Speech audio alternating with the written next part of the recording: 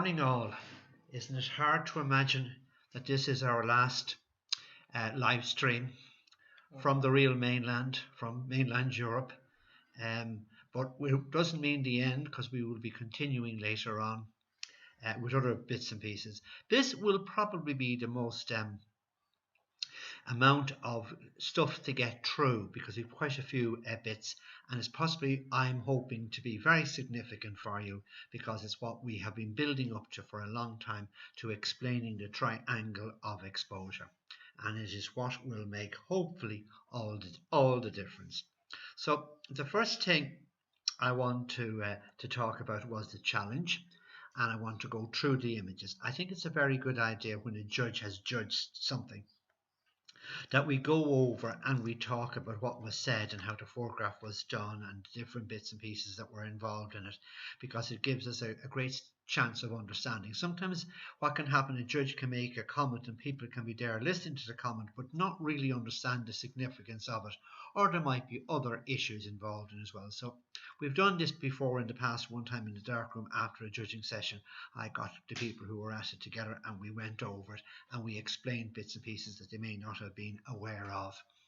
So that's what I'm going to do today from the competition. It was great to have Barney to come and to get the outside view, because it's a nice way of being able to do it. So we'll go and we will have a look at the images. Very nice. What about Etna? Yes, Etna's is not. Yes, Etna's is super. Yes, and every one of us is getting better by the day, and we are all learning a huge amount. And when we look at these images and we see something wrong, we see that's a great advantage for us, because we can think about how to improve it. And what I would have been saying to you a couple of months or a year ago about different things, and you not quite understand what I meant, now I think you understand. I've been pushing the limits on occasions and saying things that you're not quite at yet, but I've been introducing them to you. This is the first one that came in, and Barney was saying that it would possibly make a better photograph horizontally, so we'll have a look at that. But I also had a look at it to see what the exposure was like on it, and the exposure looked quite okay on it. And then I went in and had a look at the details of how the photograph was taken. The image size, not a huge amount of information came up here because this has come from a phone, right? So then I went and I did it the opposite way, the way that Barney suggested it would be, as a horizontal photograph, getting rid of the sky up on top. And as you can see, you would possibly agree with Barney that it would have been a better way of doing it. This next shot has come in from Patricia. The last one was Mairead Gallagher's. This one has come in from Patricia. Patricia always surprises me in the way that she approaches photographs, because she's absolutely brilliant for seeing a concept and then putting it into action.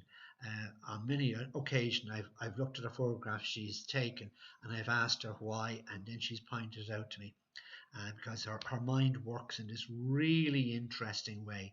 So the whole trick is to get her from this really interesting way of being able to identify photographs and then make it work with all the other elements that makes a photograph go together. This was a high scoring. It was in the top 3. Okay, and I had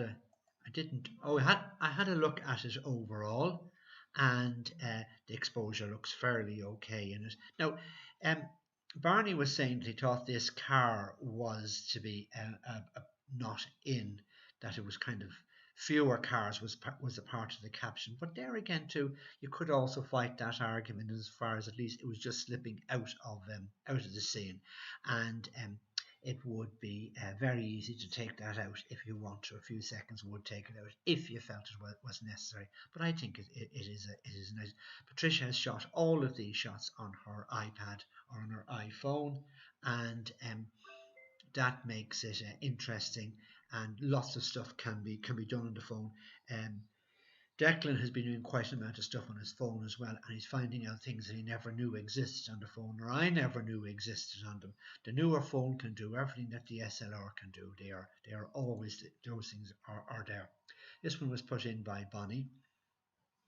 And now what I'm going to make will be also general comments, because it's got to do with what we have been learning, right? And it's showing something that becomes important for us to know about. This was social distancing. Now, if you notice that the overall shot looks, well, on my screen looks very blue, but when it goes out on live stream, I'm looking at it, is not as blue. So screens can give quite a different view, and that's because this here is in shade. Anything that will be in shade will be in blue. Anything that is out. Sound is very high. Okay, my sound is too high. Eileen. Okay, I'll turn down the sound for you. Okay, I gotta go back to. Okay, sorry about that. 1 2 1 2. It looks okay here on the screen. I'll bring it down a little bit and see if that's a little bit better. Okay, Irene or Eileen, you might be able to turn it down on your computer as well. It might just be your sound and not the overall sound. If anybody else says the sound is too loud, just let me know. Sound good here for Gary. Yeah, it's Eileen. It is probably your computer. Not very high. Sound not very high. Oh, Eileen needs to put up her sound. Yeah, it was the other way around. It's okay. I put the sound back up again on mine. I don't want it to be blown off the screen on you. So that's about as high as it'll go for me. I'll talk a little bit louder. I think it's the microphone on the laptop may not be as strong. So this. It's okay for Declan. It's okay for Declan. It's probably on average okay, because every phone and every system is slightly different. Okay. Right then, so we go on this. We're talking about the blue. Having a look at the histogram on it, it looks kind of there's something a bit funny there at the end in relation to it. So I had a look at it, and I had a look at the type of metering that was used, and it was aperture priority. Yes, that is learning what we're talking about. You chose aperture priority, and you chose your aperture, because that's what you chose, to be f8, so to give you a good depth of field, depending upon your camera, if that was the smallest f number or not. So that makes sense, and it gave you 640 of a second, which you should be easily able to do it, and you use pattern metering or multiple metering all over the screen, and that would be a very good way of working with it. So let's see, and then I just changed it a little bit. I don't know if you can actually see it. I took some of the blue out of it from my screen, but this is all subjective because it depends upon the color management that we are operating with and how it works. Susan has low sound as well. Okay, Susan, I'll talk. You might be able to push up the volume on your laptop, or you might be able to push up the volume on the YouTube. There's two places where the volume may be down on you. And it could also be the sound coming in, but I'll talk a little bit louder and have it up at full sound. Maybe it might be a setting on your in the YouTube video. There's a spot down the left hand side that brings it up louder, and on your computer, the sound of the computer itself brings it up and down. So it could be one of those issues. Right. Oh, so that's what I had done there.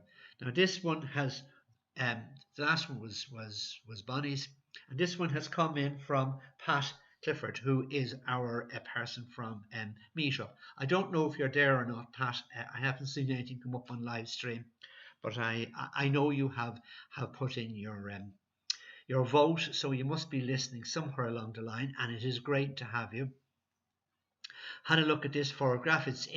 I like this photograph from the very minute that it came in, and so I had a look at it. Exposure is a little bit off on one side. Okay, not a huge amount. That could be quite easily corrected.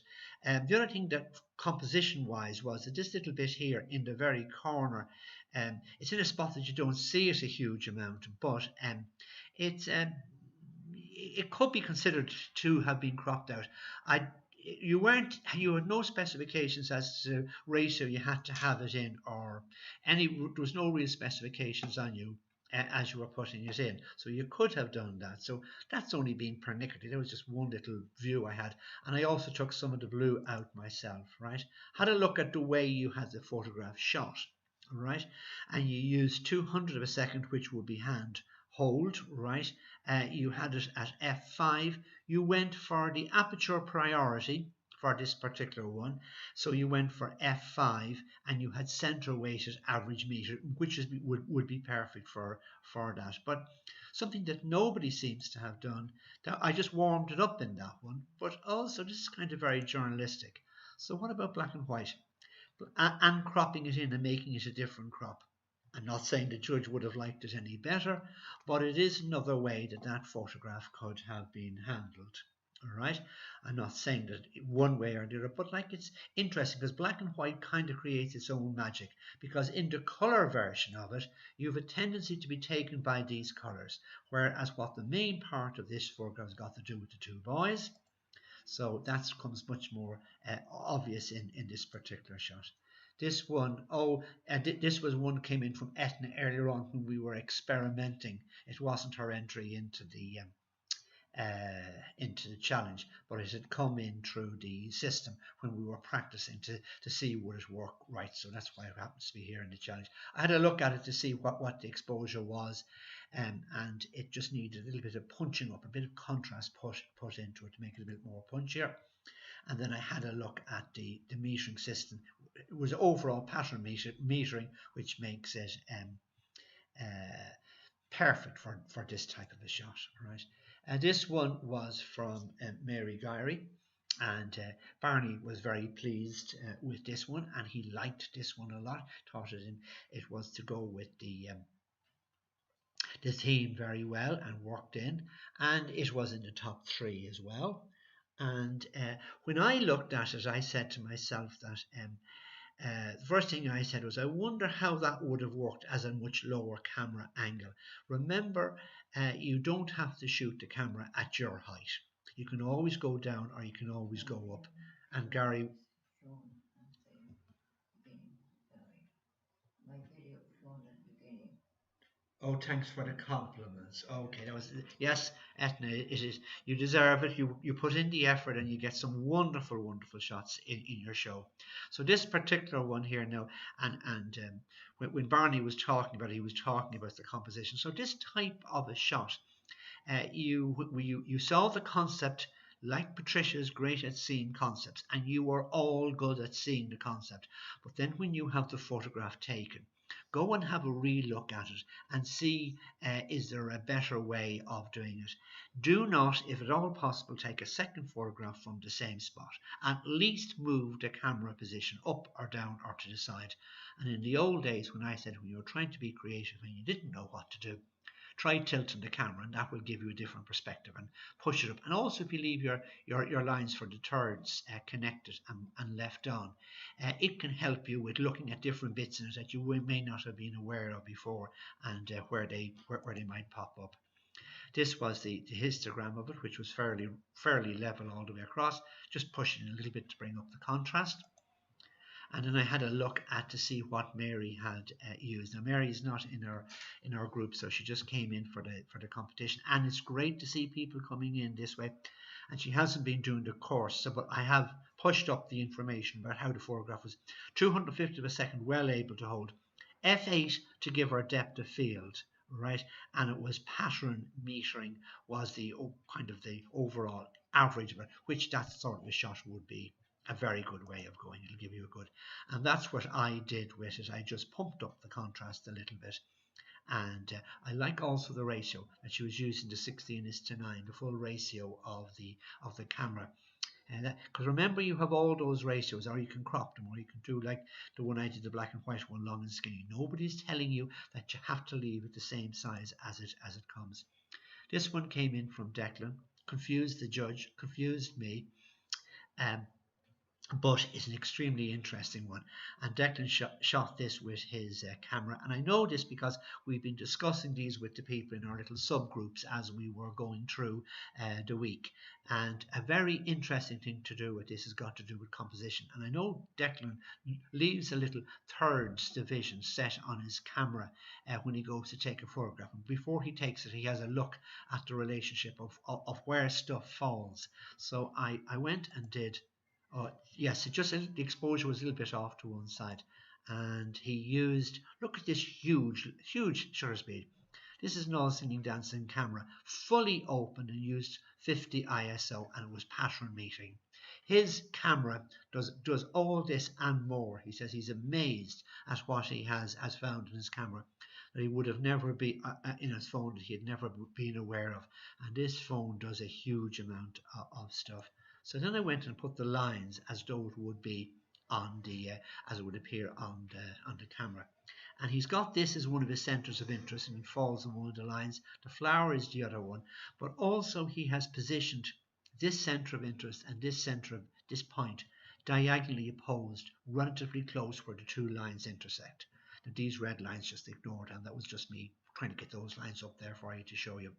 Now, when you do this sort of a photograph, you also have to think about housekeeping. And these flowers here falling down there is driving me scatty because that's the main bulk and that's too far away from it. So that could quite easily in Photoshop be taken out.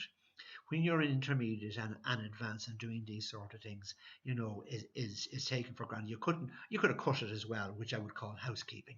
You could have done it at the time when you had a photograph taken. But as you become more and more used to taking photographs and discussing at these levels, these things may never have crossed your mind when you were taking it at the beginning. Now this one was another one of the top three. And this one came in from Irene.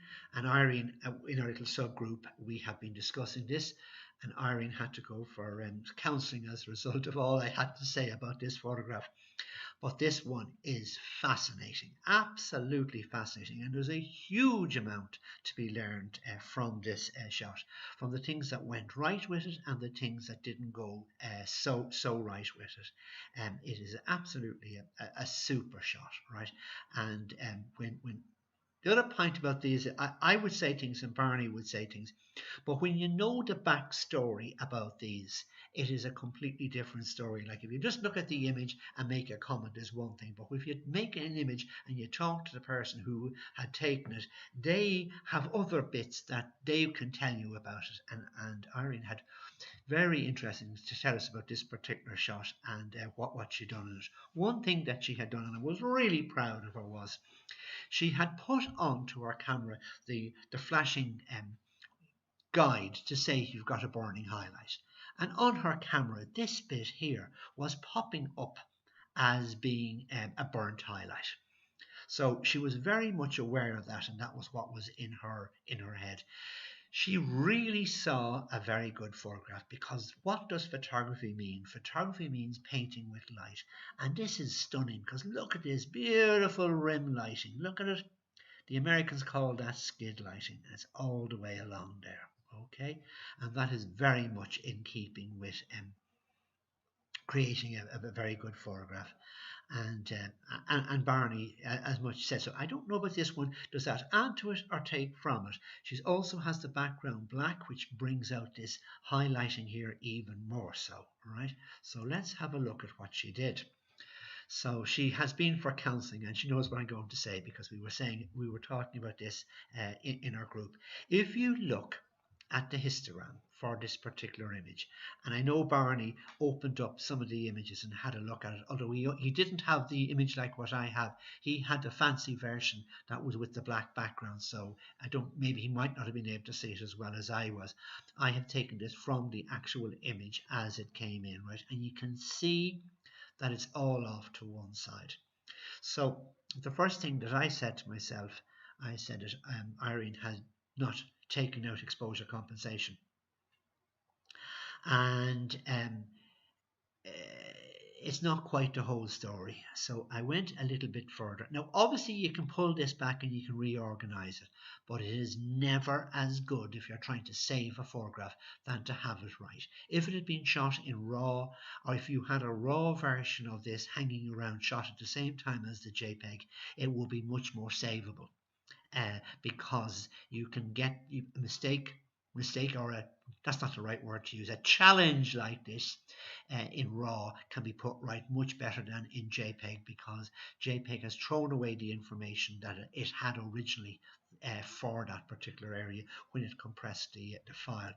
So I went a little bit further and had a look at what Irene had done, because we can see here she had used 1,160th of a second, which is very, very fast shutter speed.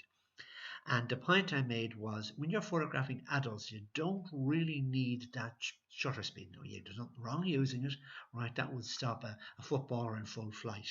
Okay, nothing wrong using it here. But you don't need to be that, because she had decided that she was going to go with shutter priority. So she was going by shutter. So what she has control over setting is her shutter speed. So she set the 160 to stop the action. Now, she didn't need that much to stop the action, because it was only the hair dryer moving, right? And then the ISO, I can't remember what she set, whether she set it or it was set to automatic. Doesn't matter. It worked out to be 400. F8 was giving depth of field, so you're getting depth of field from here into the background. That's but you didn't have control over the F8, because in the automatic shutter priority system, the aperture will work itself out. The little nerd will do it for you. But this is the interesting one. Look, she used spot metering. Okay. And because she decided that that was one of the options that was left open to her. If she'd used pattern or center weighted, none of the above issues would have come up, right? But because she used spot and didn't quite understand the significance of spot, and she ran into trouble, right? But spot was the correct one and the best one to use under these conditions, all right? But it just went a little bit straight, and I didn't realize this until I was speaking to her. And what happened to her was she used spot metering. So I asked her, what did she take the reading on? Because with spot, you decide what you want to take the reading of. So in this case, for spot metering, you want to take it off the face, right? Because you want to have that correctly exposed. So we assume, we don't know because it's in the past, it was probably taken somewhere here, in this area here. She looked at the first photograph that was taken, and it was flashing, showing a highlight here. So she said she had to change the exposure to get to bring in more shadow detail, to bring in more highlight detail. And she went and she retook the same. I don't know if she did exposure compensation. I can't remember. Did she do exposure? No. Maybe not. I can't remember. But she used spot, so she used her spot there. She changed the exposure a little bit, I think. I can't remember, I'm being unfair now. But the meter was there. So when she went to take the second photograph for this photograph with the exposure worked out for the highlight, it took it off an area here and it gave her the wrong exposure, because you then have to go and put the spot over the face again and retake it from that spot. And then you call in exposure lock and focus lock. Very often the two of them go together into half the pressing. So you've got spot focusing, in this case, spot focusing, spot metering. You want to get the face right. So you put the dot over the face, you put your button onto bottom, you half depress it, then you recompose it, you take the photograph, and if it's too bright or too dark at that stage, or you're getting highlight showing up here as flashing, you can then go to exposure compensation, but you must go back and do focus lock and exposure lock using spot back up here again. Whereas if you're using the 32 areas or the center weight or whatever, it'll all take care of itself and give you an average. But you produce a much better controlled photograph by doing it the way we have it here, and that's what the advanced photographer would do. All right, and it is an absolutely wonderful photograph to work with. It's a lovely shot. It could be, and then I went and tried to save a little bit, and this is my saved version of it, brighten it back up again and bringing back down the darkness here because you don't want to see what's going on there. It is a saved shot, right? If it had been exposed correctly at the beginning, that would be a lot even better than what it is now. And if you had shot, if you had a raw image of it, file of it, you could have brought it back as well. So I'm just throwing that in for the advanced type person, and I'll tell you the good news at present was in the top 3, and it got the highest marks. So if this was going into competition now, you can see how much better this photograph could be. It was a very good photograph, but it could be so much better. And I think it's one of those photographs that we can all learn a huge amount, because Irene is now knocking at the door of understanding all of these technical aspects that is behind the photograph. When you use automatic and program, you're expecting the nerd to come up with the best result for you. Whereas as when you know what you're doing, you create a far better photograph. Now as I'm looking at it, these fellas here are becoming more dominant as for where they are. That could have been possibly darkened off as well. I only did a quickie on it and darkened it off there just to get the idea across. So well done, and you got the highest score, right? Um, by a good bit, okay? There was no question about that being the one that everybody voted for.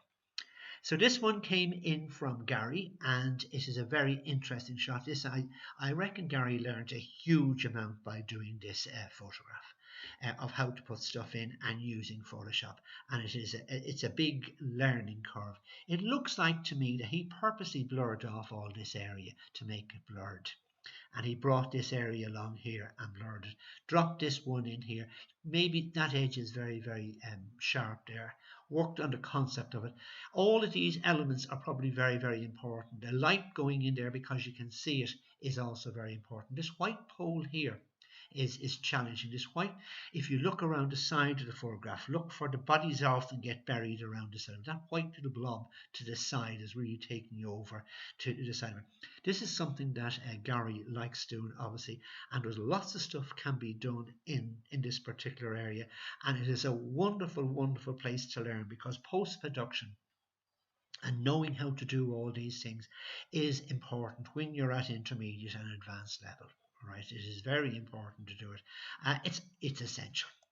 All right.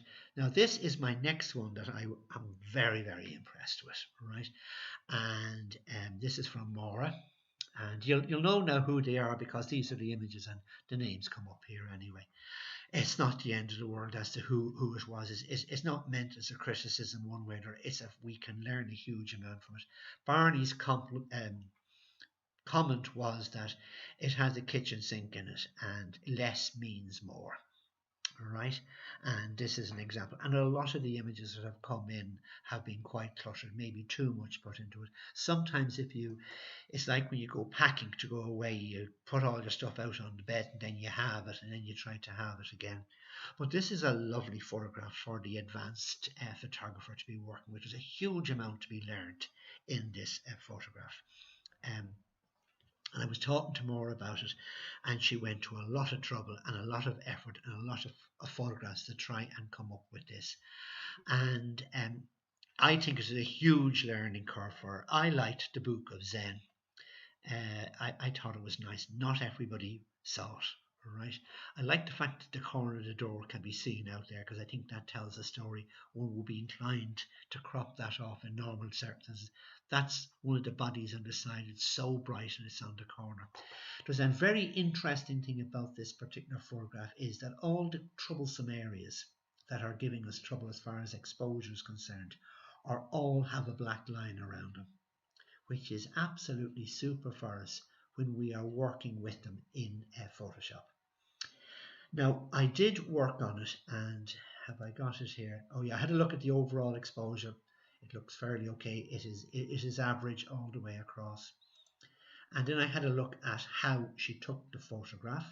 It was taken at a 30th of a second at 3.3. So that is a long exposure, and that is a wide open aperture, and that is a fairly high ISO because she's working in dark lighting conditions.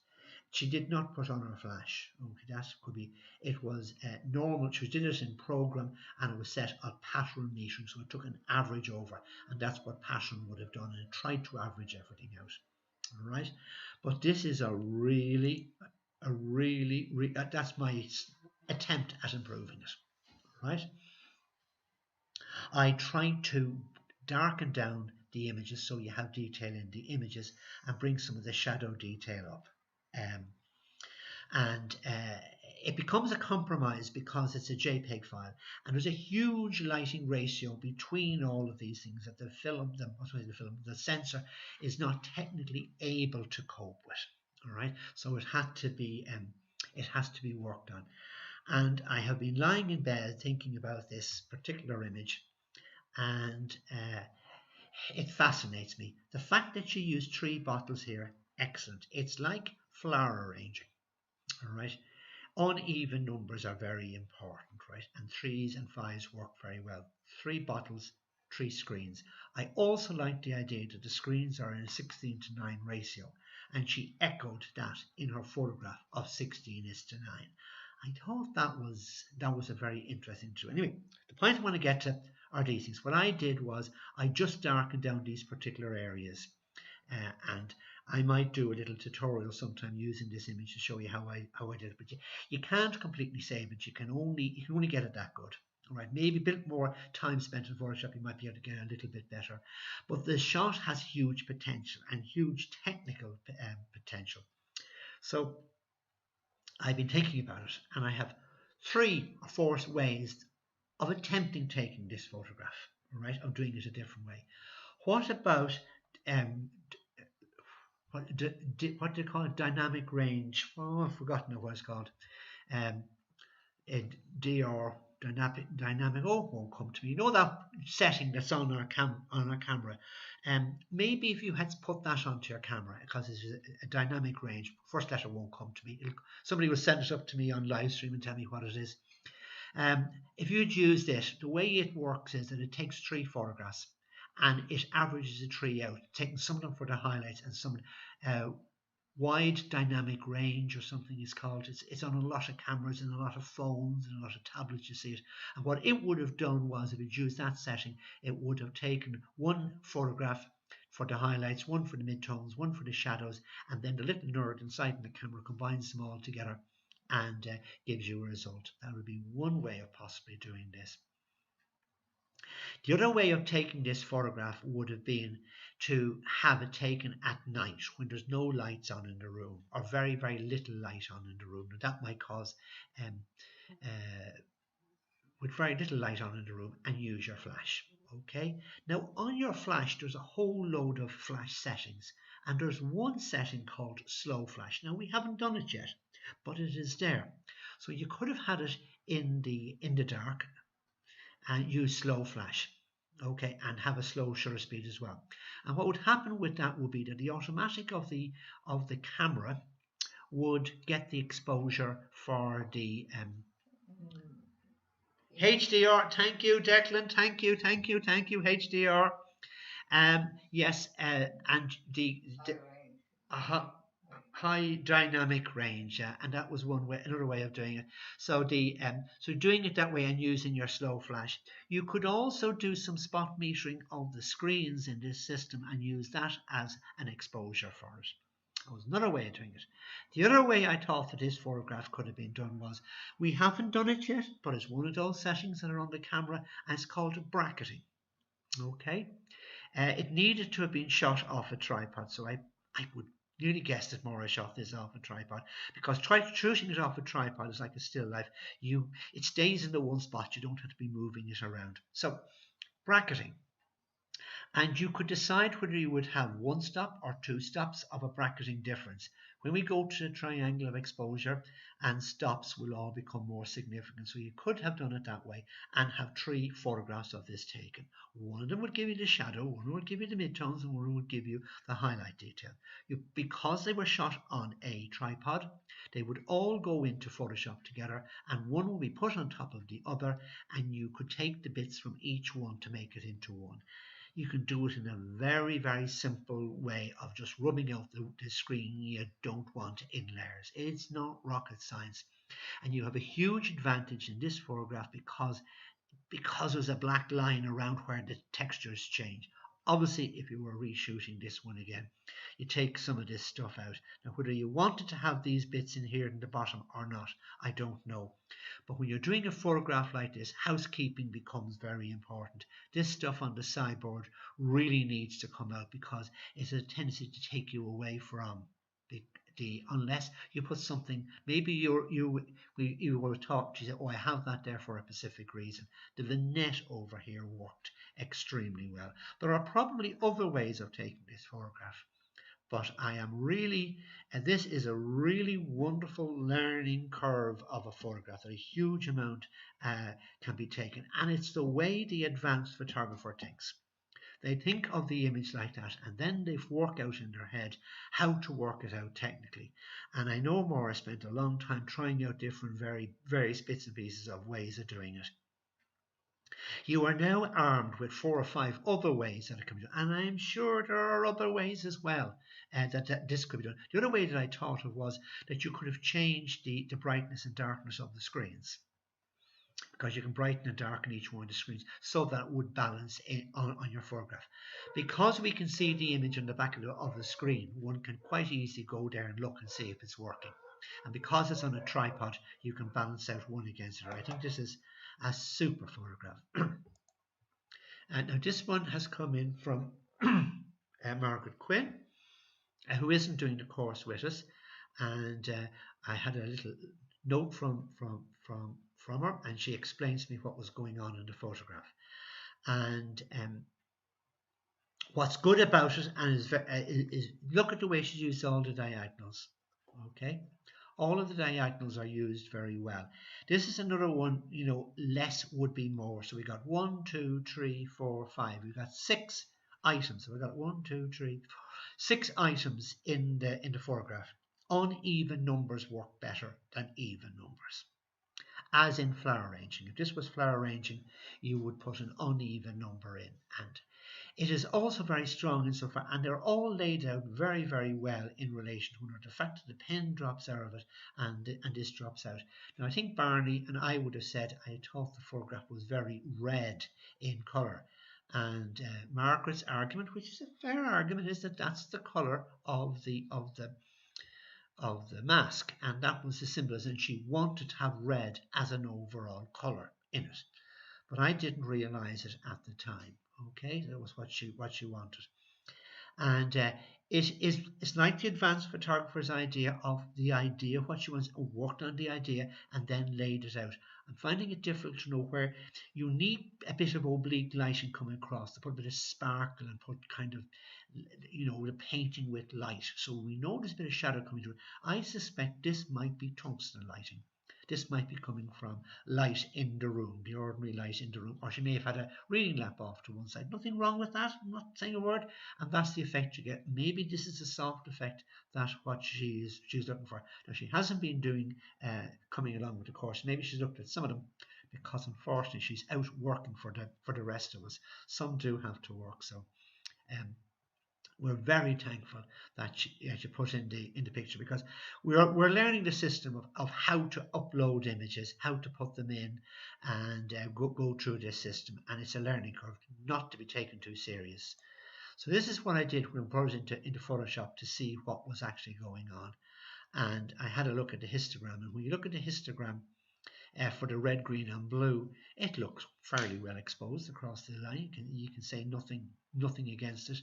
I haven't got it shown here, but if you go into the histogram for the other layers, the red and the green and the blue layers, the histogram isn't as evenly based, which is interesting.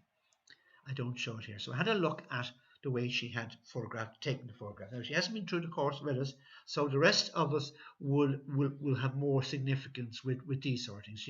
She would just put the entry in. She took it at a 30th of a second, which is quite difficult to handhold, so she must have been holding it on a tripod. She had her camera wide open, I would say, at f3.3, but only used 100 ISO.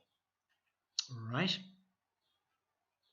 Now, it was normal program, so she was in program was what the camera was set in.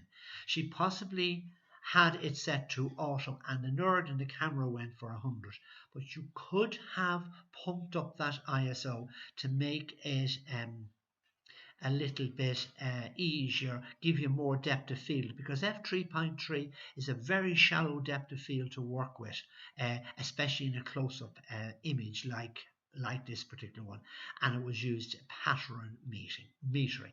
All right. So now I say I'm saying that for the rest of you because you've been coming along with me, and you can understand the significance of these sort of things happening in these photographs. So I then went and had a look at her image in this is this one I'm looking at.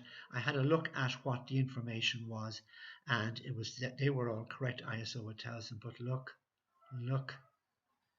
one stop underexposed. The exposure compensation had been brought down -1, and that could have affected the exposure.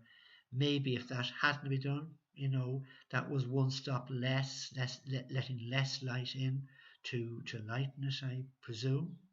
Okay, that was a decision that she made. And then I looked at this. Oh yes, the other one that I looked at on this, which I was kind of really considering, was these ones. And the rest of you haven't been through this either, but see, white balance was manual. So what manual had she got it set to? It doesn't say what it is. All right, it's manual, and these are all normal. So she might have had her white balance set on her camera to a non-correct white balance, and that's where all the red is coming from. I'm only surmising.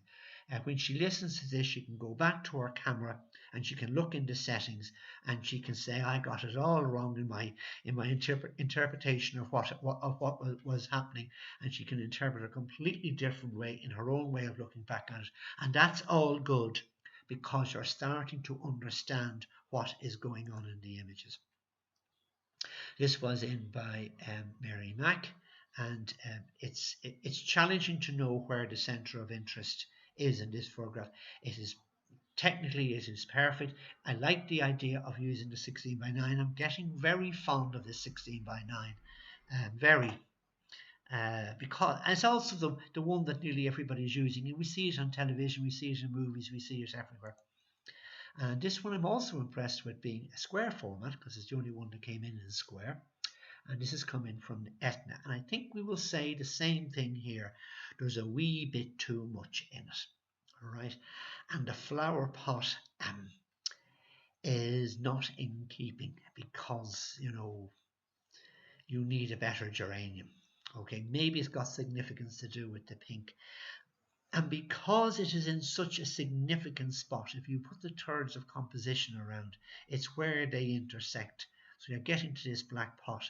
Still have the label on it, housekeeping, all right, and probably too much in it as well. Very impressed with the way the background got used, all right, so you don't see a horizon coming in. I would say this is done with light coming in through the window, and it works extremely well because there's lovely oblique lighting.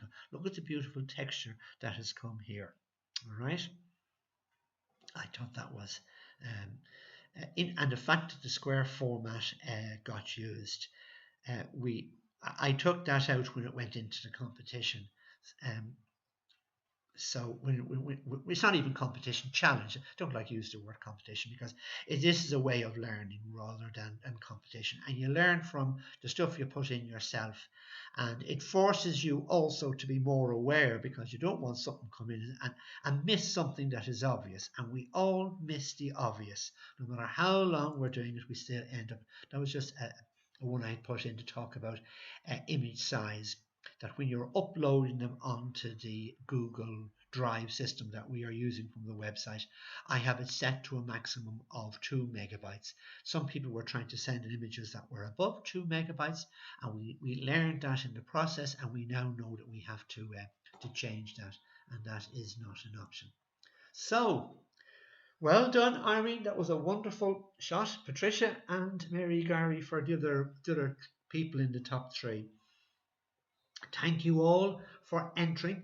It was wonderful that you have entered, and I was really impressed with what you have put in.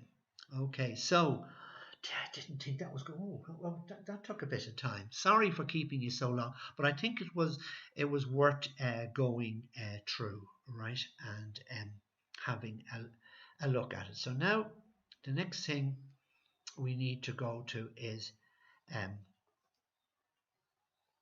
the triangle of exposure.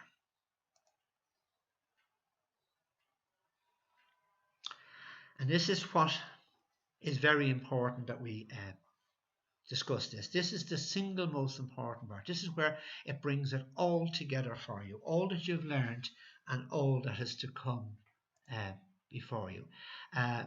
Open recent.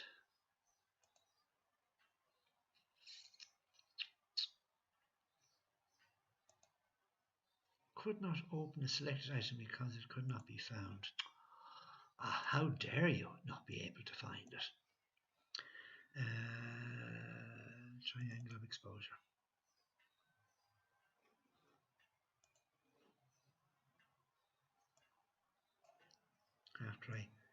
After it. Now, be hook or be crook, we'll get you. View full screen. Okay, triangle of exposure, and you'll see this coming up in all sorts of places. Before we went down into lockdown and before I went away, we were in the process of setting up a course with Malahide. Some of their lecturers were going to come along and give a course, and this is what they were going to do, the triangle of exposure. So you got it by default in a different spot, but it is really worthwhile understanding. It's based on a triangle. It sounds quite confusing and quite bewildering, and once this clicks with you in your head, it will be a life-changing experience, because this is where it all revolves from. I keep on saying that. Really make the effort. It is worth it. It is made up out of aperture, shutter speeds, and ISO. There are the 3 sides of it. It can either represent by the lines, the sides, or whatever way you want. And I'm going to represent it here around a triangle. The first one we talk about is aperture, right? And the aperture is a hole, right, that lets the light through on the camera, right? And it can be big or it can be small. The bigger it is, the more light that can pass through. Like a big door lets more light in than a small door, right? So we put a figure on it, and the figure we put on the size of a big hole, one of the figures we put on it is 2.8. If it gets bigger, we put a bigger number, a smaller number on it, and if it goes the other way, we change numbers. Now, these numbers, when you were learning this at first, don't seem to make much sense, because they were developed by a mathematician, and they've got something to do with something that I don't know about. But they are the numbers we know and love, and they used to exist in the old-fashioned way. When we had a camera, you would actually see them. They were all written there. But in the nerd world now, they put in a whole load of other figures that are in between us, and we don't know where we stand. So I'm going to give you the significant ones, and it's worth knowing the significant ones, right? So 2.8 is the one that symbolizes the biggest hole. Well, then, if you have another hole that is smaller than that, it's in half the amount of light that one lets in, that is called F4. All right. If you get another hole, the next one up, right, we let half the amount of light of the previous one in, and it's called 5.6. Then the next hole, which is F8, right, which lets half the amount of the previous one. I haven't got it, should be a little bit smaller there, right? Okay, it's called F8. And then the next one we have is F11. There's the hole for F11. Then the next one is really small f16, and there's 16. Usually the letter F goes in front of it, but I hadn't got space on the sheet here for it. And then the next one is the smallest one we have is 22, which is smaller, which is f22. Your cameras have all of these, or some of these, or sometimes they have more of these. The more you go this way, the bigger the lens looks in diameter, not in length, in diameter. Sports photographers are really wide ones. Those really wide ones lets in more and more light. The smaller one lets in less light. So that's the way the light gets into the system, by the size of the hole, the size of the door in the lens to let the light in. These are the figures. They are called F numbers. Look at those, learn those ones off. You don't have to know much off by heart in this system, but try and get to know them, because they are the main ones. When you move from one of these to the next, to the next, to the next, to the next, to the next, it halves or doubles the amount of light that is coming in, whichever way you're going, and each one of these movements is called a stop. Right? You know, sometimes they say open that up by 2 stops. I close that by a stop. That is a movement of one of these stops. On the camera, you used to know it was a stop because it would go click, click, click, click. It would go into a stop on the camera. It's called a stop, right? And I'm using that word for you now because I'll be using that word again to refer to as a unit of light, as a stop, right? And how you can change it. Now, over on the shutter side, you have it in in shutter speed. So 2/1000ths of a second, right, is a very short period of time. You open a door for a very short length of time, very little light can get in, right? If you left it open for twice that amount of time, which is 1/1000th of a second, twice the amount of light will come in, right? So 1/1000, and then it keeps on going up 500. These are much easier to work with because you can see the way the numbers are going. 125th should be 120th, but they always say 100. We always wondered why that was the oddball out. A 60th and a 30. Now your camera may have an awful lot more of these in both directions. Right? This can come down to a minute or 2 minutes, and when you get to the B setting on it, it is the camera's shutter stays open until you decide to close it. All right, so you have all of these settings, right? And then the other way for controlling that has control over the light is the third part of the triangle, and that is called ISO. All right, and that is the ISO, which is the sensitivity of the sensor that's inside in your camera, and we can adjust it. In the old days, we had film, and we had to buy the film that was one of these things. It was sometimes called ASA, sometimes we call them ISO now, and they go up handily in numbers as well: 50, 100, 2, 4, 8, 16, 32. And they are similar to what they used to exist when they were in cameras, in film. Not quite the same in the digital world. I'm just saying that as a throwaway statement, like, and it'll make itself obvious maybe later on as you are going through. So this is the same. If you have a sensor that is given a rating of 50, it is not that sensitive to light. It needs not a lot of light to affect it. If it's 100, it only needs half that amount of light, and a quarter. See, it's the same. It stops as well. Each one of these moves is a stop, right? A unit of light. It is conveniently all set out in stops, so that when you move one, you can move the other. When you are using aperture priority on your camera, you set the aperture. You have control over the ISO, or you can set it to automatic. The nerd in the camera will work out your shutter speed for you relative to the metering system you have chosen. Right, so you've got spot, it'll go by the spot. If it's center, it'll go by the center. You will have that decided. Okay, if you go for shutter priority, you have the same thing with the ISO. You can put it automatic, or you can decide upon it, or and then you decide upon your shutter, and then the little nerd works out the aperture set upon the setting you have for working out the exposure, whether it be spot, center weighted, 52 areas, or whatever. So you see how it's all developing within it.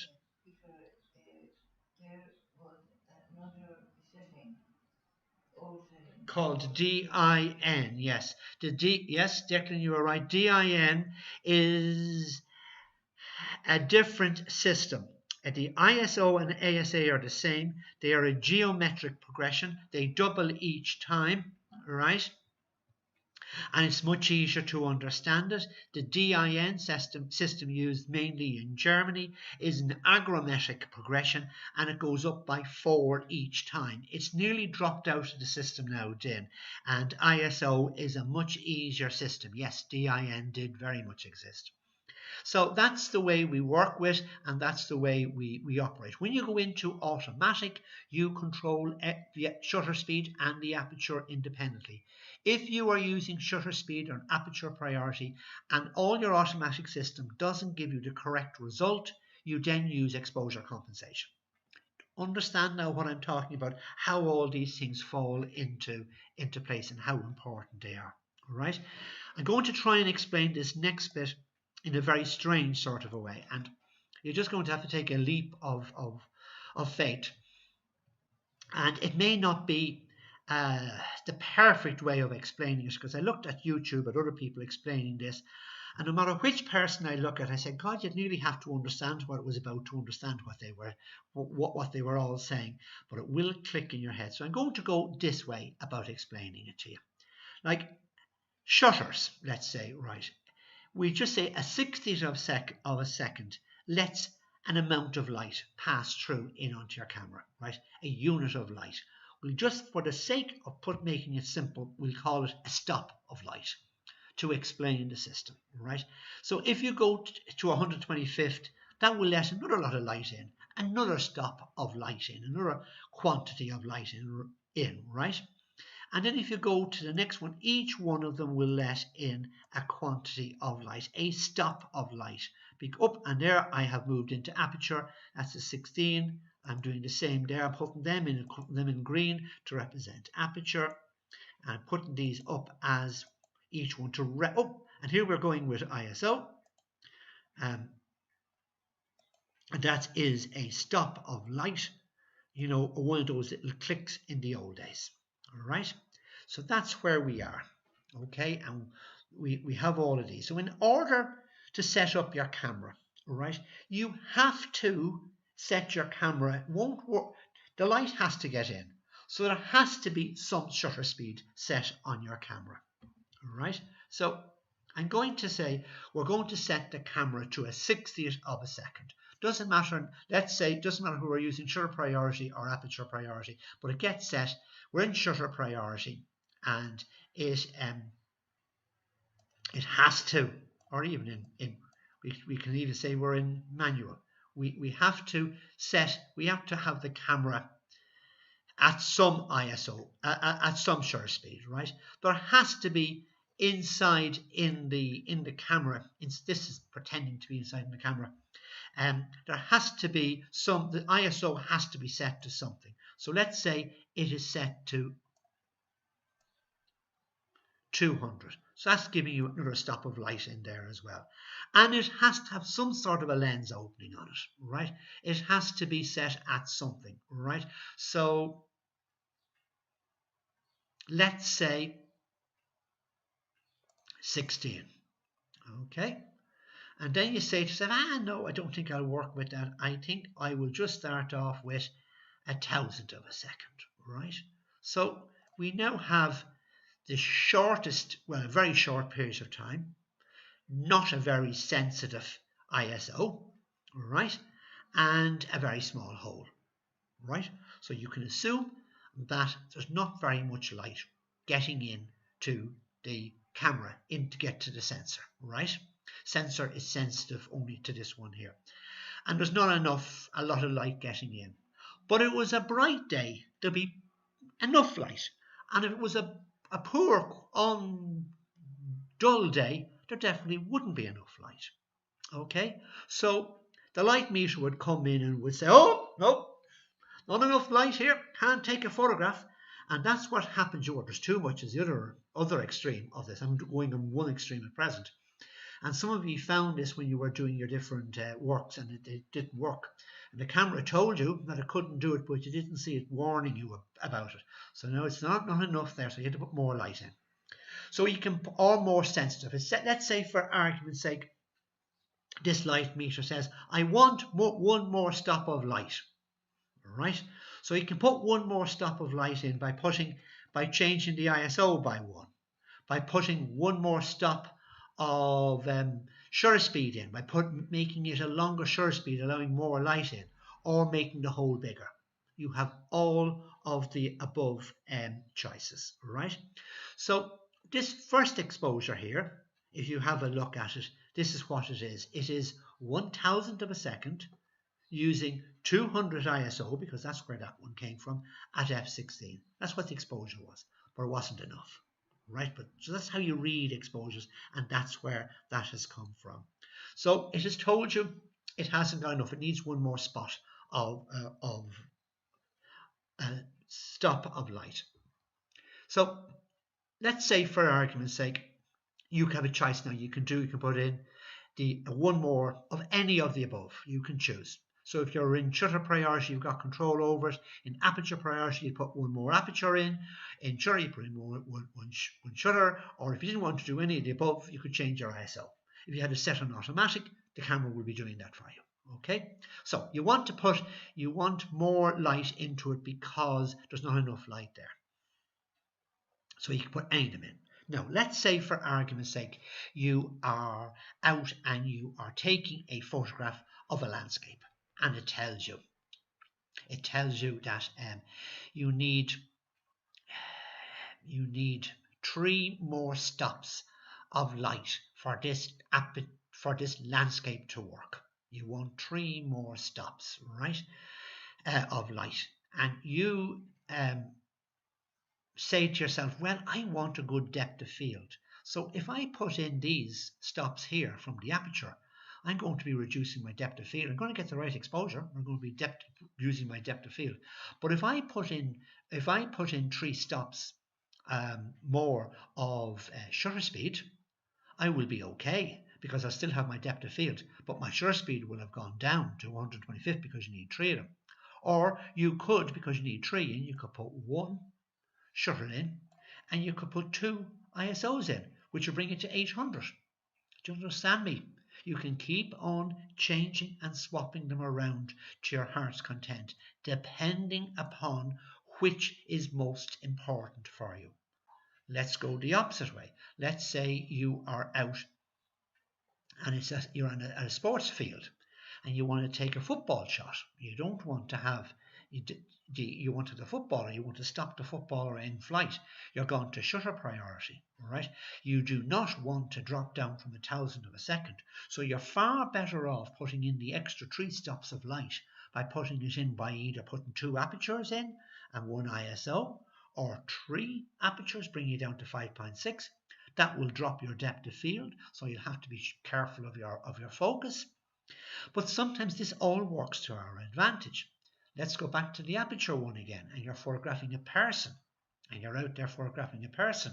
So what you want 3 extra stops of exposure put in, and you would like to have the background out of focus. Look, putting 3 extra stops of exposure in brings you to 5.6. What does 5.6 do? It gives you a shallow depth of field. If you focus on the person, what will the background do? It will fall out of focus. Exactly what you want. Okay, so this is one of the strongest, bestest tools that exists in photography, and it's also connected into all the other things that you have learned. Right, so it's a fascinating little area. Okay, so that is that. Just close that off, so go away. Okay, now what does this mean in reality? Okay, and I will just show you these couple of graphics. You often see this when you go searching. This is somebody else's interpretation of this triangle of exposure. Depth of field from from a deep depth of field right up to a shallow depth of field goes from F1, they got more numbers, F32, they have more numbers than what we have in. That gives you a great depth of field, that gives you a shallow depth of field. Speed of focus creates the motion. A second is very blurry or will be blurred with if there's movement in it, and 1,000 um,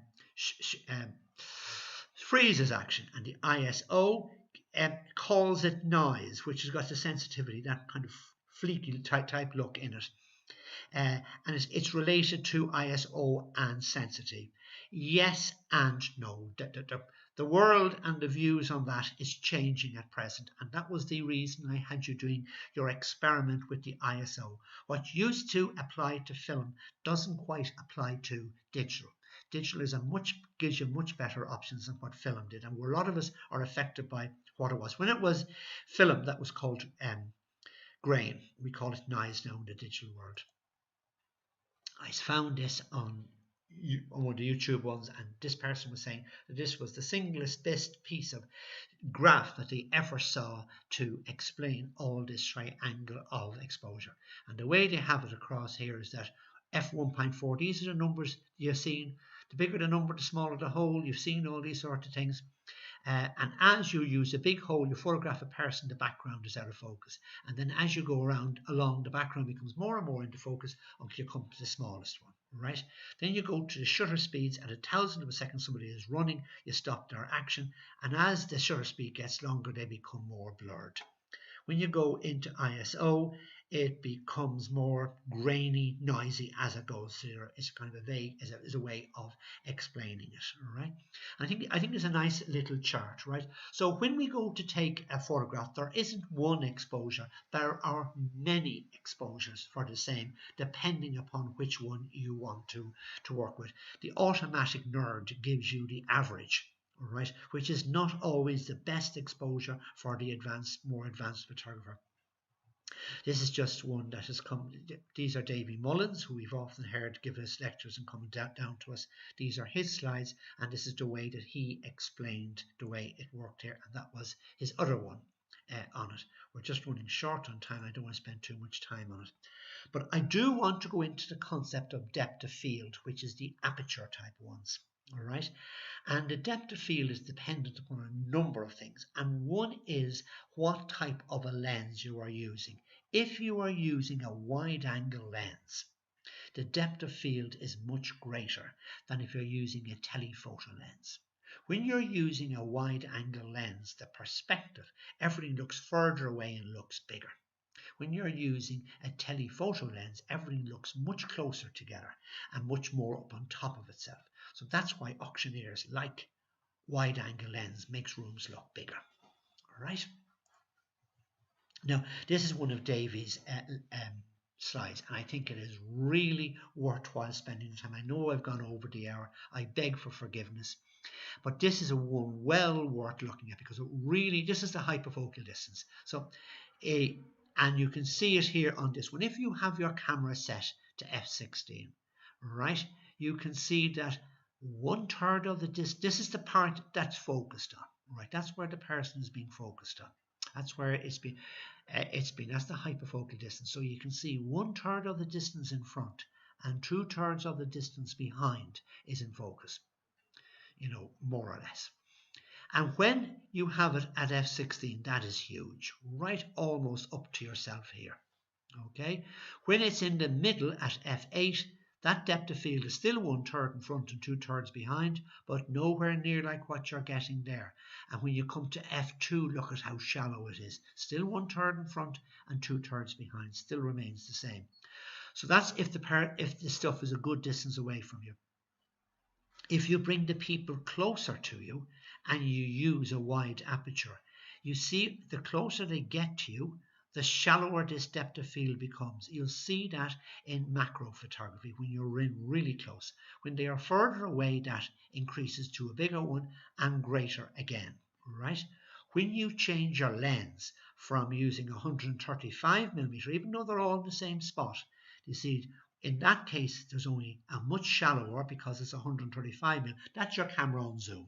All right, halfway in zoom, this is what you get, and then when you're at wide angle, you get a much greater depth of field. Remember when you were doing your homework, I was talking about those sort of things. This is a photograph that we did in Glendalough one time. I put it up to show the idea of ISO. It's not. This particular person used a filter on their camera and got this wonderful effect. This one it was taken on one of these holidays on these Glendalough ones as well on the way to the bar. And the person took this photograph and was using the camera, worked out the fact that it was very light, very dark, and it's got this texture, and that's what I showed you. And somebody was trying to take the moon, but as they were taking the moon, they moved, and that's where the streak comes from. So that is what all that is about. Now, oh yes, I also wanted to go and talk to you about this sort of an idea. This is getting the milky look. That is done with a long shutter speed, but you need a bit of depth of field as well. This is done with a very short shutter speed to get it crispy. All right, so that's those two bits and pieces. Okay. Now, says he, I want to just do one other very little thing with you.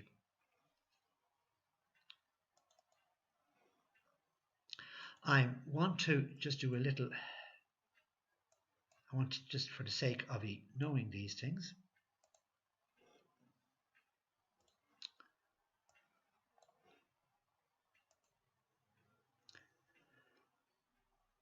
view, I should tell you what I'm doing, fit on screen, because it fills up the screen. I think we have moved a huge movement since we started into all of these. I think the photographic group has come along in leaps and bounds. We started this back in the 80th anniversary, and I think we have really come along enormously since then, and we have almost reset our organization. And at the 80th, and I think it's time for us to rebrand and to move forward and put to advantage all the advantages we've had during this shutdowns, as our lockdown. I know it was a hard way, and a lot of people had it very difficult. A lot of people have died and haven't made through it. But as Patricia says, every cloud has a silver lining. So I think it's time for rebranding. This was our old brand. Now, this is not a very good image of this at all. It was the only one that I had. And this was our old logo. And it was, the important thing was we started in 1938. The people who started us, we don't know them before I was born. They were first adopters, and they went out and did everything. They had enlargers and they had everything, and they were at the spearheading photography. And we have fallen back in recent years, but during this time, last couple of weeks, we have jumped enormously to the front of the queue, and we're way out there with the top of them. The person who designed this one, I cannot think of his name. I can see the guy, and he did a wonderful job. This must be about 30 years ago. I can remember when it was one prior to this. I don't know where the one prior to it was. This was the triangle, and this was the hustling symbol, and then it was the camera, and then the older type graphics was used around it, and he did a wonderful job on it at the time, and it was really spectacular in its time. At our 80th anniversary, we had Terry Collins was one of our people who came along to it, and he came to us because he unfortunately met Marie one time, and Marie had helped him to do something in Anoiga, and he asked her would he could ever be of a help to the photographic group. He'd be willing to help. So he came along and he helped us with the 80th anniversary. And any of you who were at the seminar on the 80th would have met him. A fascinating guy. So anyway, Terry works in ceramics and is in the graphics world. And we sat down in our little group, and we decided to, as a part of the 80th anniversary, to start our rebranding. And we thought a logo would be a way of going forward. So this is the one that Terry worked out, and he did this on a piece of paper and worked it in. And this was his idea of it. We did our ideas as well. And the reason why we went for this particular one was we thought it was relatively new and vibrant and in keeping with the way we were going to go forward. And this was our suggestion. All right. So then we started to work on it, and we just I did it in Photoshop and just ran the lines over it, and we started to put it together, and we put in the an and the oiga, which is just type, and then we put in photo instead of photographic group. And if you've noticed, I have been kind of using an oiga photo, because in this area that we're living with websites and with social media, an oiga photographic group is quite a long name, so I've shortened to photo. Typeface has been changed, and then we weren't too pleased with this, so then it then progressed, and it got this bit, and Sean O'Kelly, who was on our group, decided that it had to have the fodder, so that line is the fodder, and that is the aperture, as in aperture priority, as our using of aperture in what we are doing at present. It also symbolises the symbol from the hostling and the roof over your head. It was also our idea when we were doing it that it represented red, green and blue, or yellow, magenta and cyan. And I didn't think of it at the stage until quite recently. I says, doesn't it also represent the triangle of exposure? And I think it is a way of going forward. I have been trying to promote the idea of a new logo for our branding. I've tried it on WhatsApp. We do not have to go with this, because I know some people aren't particularly mad about this one. I know some people did offer to put up another version of it, and I'm only too willing to go with a new one, because I think it is very important that we have a new image to go forward with our system for going forward. So I just thought I would tell you that little story about the logo and why we were using it. When I put it on the website, I use it founded 1938, and I think that adds a little sophistication to us, right? And we don't want to go the way other photographic groups, old photographic groups in Dublin have gone. We want to stay and be vibrant, and we're reset now, ready to rock and roll and go forward. So that's the story. So I just want to, I know I've gone over my hour, and I don't like going over the hour, but I would just like to point out to you what we have achieved over this period of time. We have Skype up and running. Our committee meets by Skype. We're doing YouTube with live streams, with people putting up comments. We've WhatsApp up and running. We have our website up and running. We have Instagram up and running. That's the one we just want to push a little bit forward on. We are using Google Drive to accept our photographs coming in for competitions for downloading and uploading. We have Meetup up and running, thanks to Bernice on our group, on our 80th anniversary group, who kept on suggesting it to us, and we missed it. Only for her we would have missed it, because she kept on bringing it up. These new ideas need to be continually, and that is where our growth is, right? And that's where we pick up all our new people in a different world, operates completely different. We have all learned how to do slideshows, and we started off today with Etna's slideshow, and I think that's a wonderful way. We can all do it. It's not rocket science to do it. We've been doing blogs. We've a blog for the website. Who would have thought we would have ever done that? We have learned about bookmarkers on our computers.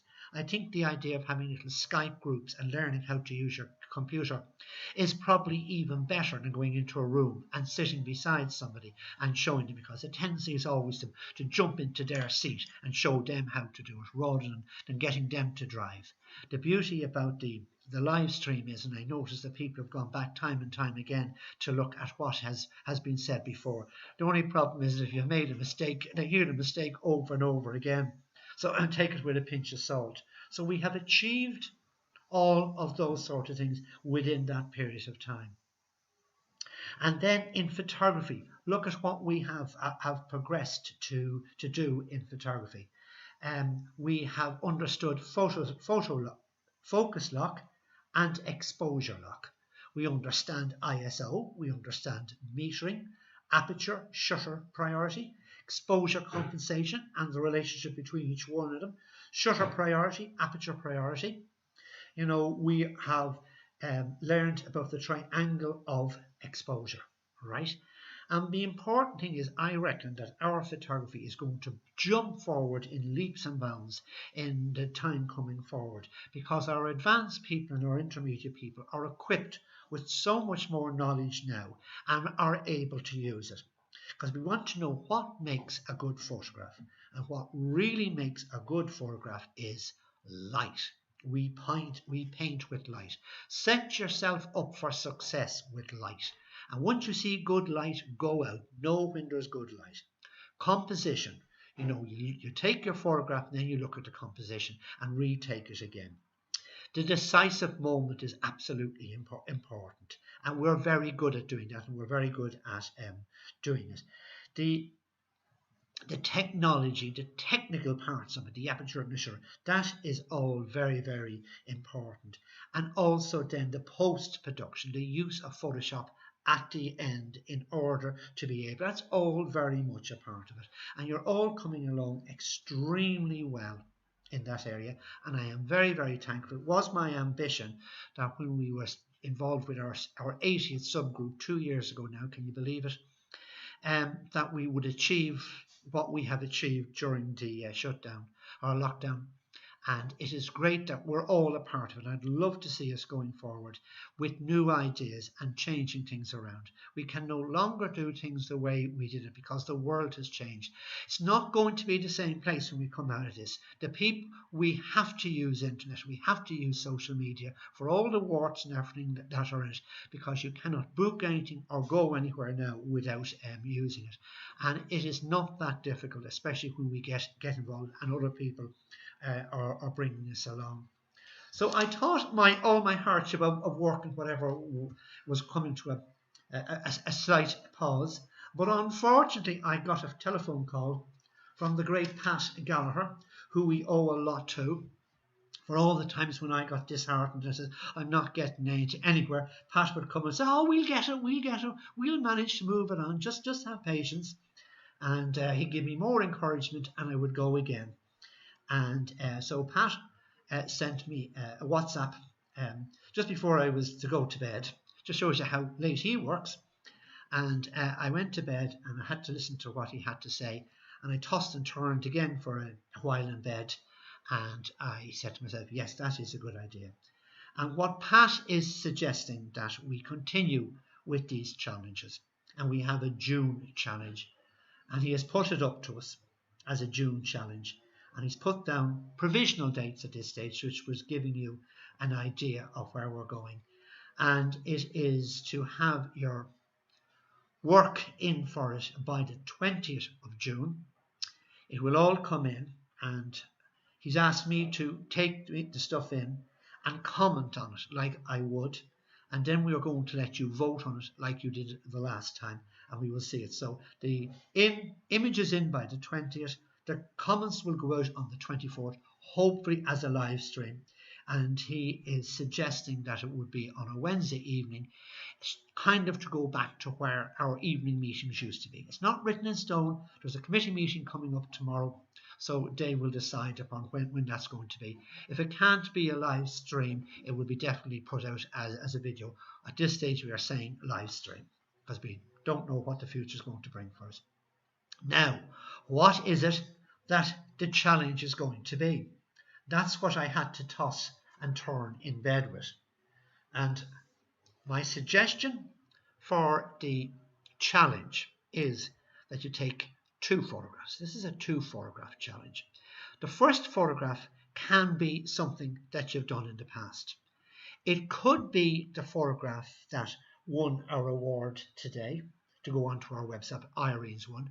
She could go back to that same location, hopefully with the sun in the same spot, and redo that technically with her spot metering and all the bits that she had right and all the bits she had wrong, and put it into Photoshop again, go back, and now she understands the lighting or something similar like that. So she goes in, takes the photograph, the new version of it.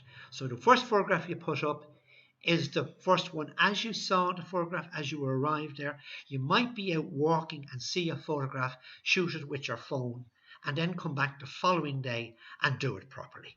because the lighting will be better or the exposure will be better or something will be better.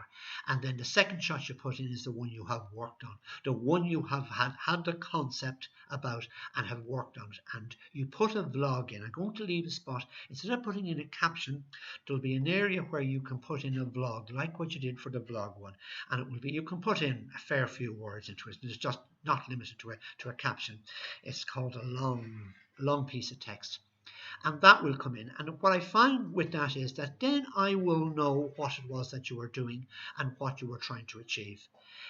More is one of photographing the TV screens. That will be a super one as well. That's a very, very challenging one. But technically, it's one of the ones you could do, or something like that. Gary's one where he's putting multiple images in it, taking images and going and putting it in. That will be another one that you could do. But I want you to explain to me what you are doing, why you are using Aperture Priority, why you're using Shutter Priority, why you tried something and why you tried something else. And I'd like to see like the before and after photograph, because when you can show other people what's going on. And I am really hoping that things go wrong. Because when they go wrong, that's where we learn the most from. Because if you do something and you try to achieve it, but it didn't quite work, that is the time to, when it comes back in, we will discuss it. Whether you get the top marks and the votes or whatever from somebody, that's not important really. It's the amount of knowledge and skill that you can get out of it is the all important thing. So that is going to be the June challenge. And we may even have a July challenge. The ideas keep on coming. There's no end of ideas, but they're no good unless you actually go and do it. The other advantage was that it was all within a very short period of time. So the practical aspect of doing it, really want to thank those who went out and did their homework and did their bits and pieces. I know an awful lot of people got utterly frustrated, but when you look back, all that frustration now, you look at it and you say, how did I find it so difficult to do it? That was such an easy job to do.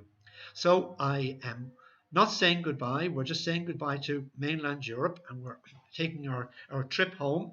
From photos overseas, we'll just have a little, we'll come back to the Free State, not all that free, and we will have a new world there. And let us keep going forward with all these challenges and issues and sort them out. Let's keep up the good work and continue on. And I look forward to seeing you when I get back home, and keep those images coming in for the challenge. It will be in the normal system. Everything will revolve from the website. The new page for entering your images will be put up there in the next couple of days. That button will come back up onto the website. And if you have any suggestions what you think that the committee should be doing, maybe you might just put it up on WhatsApp so that they can pick it up there from you and discuss, because they're having a meeting tomorrow on Skype, and most of them will be involved with what is going on here. Righto, folks. Thank you very much. Looking forward to seeing you when I get back. Sorry for running over. This has been the longest one, but I think possibly one of the most important ones. So all of you, take care of yourselves. We'll see you. Adios, Sloan. Goodbye.